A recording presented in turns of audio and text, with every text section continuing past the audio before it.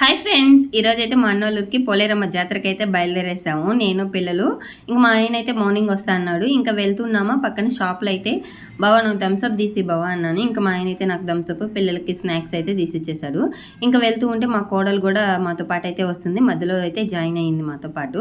ఇంకా బస్ స్టాండ్కి అయితే వచ్చేసాము. ఎట్టో మా అదృష్టమేమో బస్సు అయితే పోగానే ఉన్నింది. ఇంకా అందరం కలిసి అయితే తిరుపతి బస్సు ఎక్కేసి కూర్చునేసాము.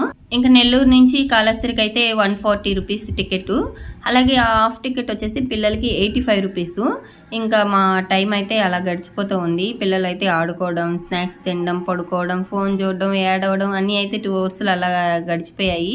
టైం ఎలా గడిచింది కూడా తెలియలేదు. పిల్లలతో సరదాగా అలా గడిచిపోయింది. ఇంకా మా కోడలు అయితే ఇంటి దగ్గర నుంచి సన్నజాజులు అయితే అల్లుకొని వచ్చింది. చాలా బాగున్నాయి కదా.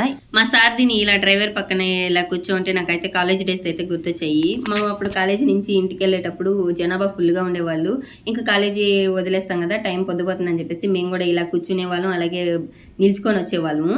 ఈ లాస్ట్ నుంచి ఆ లాస్ట్ కింద వరకు ఎలాడుతూ ఉండేవాళ్ళు. ఇలాంటి స్వీట్ మెమరీస్ మీకు ఎవరికైనా గుర్తుంటే కామెంట్ చేయండి. ఓకే అండి.